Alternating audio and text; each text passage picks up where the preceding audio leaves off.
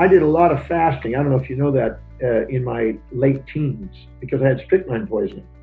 Wow. And I ate 100 days out of a year.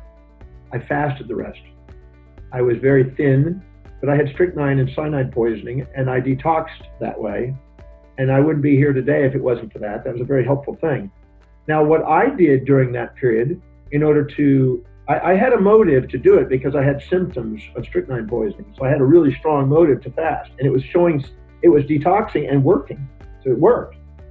But at the time, I found reading Experiments with Truth by Gandhi and his exploration and self-disciplinary behavior in Gandhi's writings was extremely helpful to me. I read every book that was on fasting that was available at the time, from Herbert Shelton, who I actually used to lecture at his clinics, to every imaginable fasting book that I was able to get my hands on. And everybody that had a history of fasting in history, I would try to read the biographies of to find out what their inspirations were to be able to have the disciplines to do it. Because, when you first start a fast, there's a little bit of discipline. After a number of days, you don't miss any food. You just enjoy the fast. Although you may have fluctuations with blood sugar. But I learned also yogic breathing technology, and I learned how to take whatever was going on in my mind and emotions and feelings, and I knew how to use breathing to be able to center itself. So I had a really smooth fasting.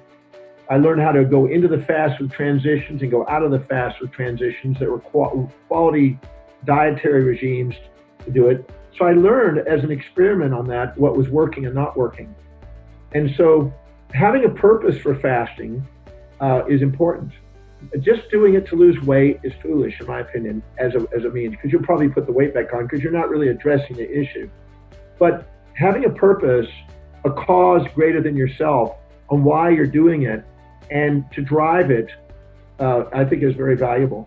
And reading inspiring writings during that time, because I think if you fill your mind with inspiring ideas, you have way more discipline.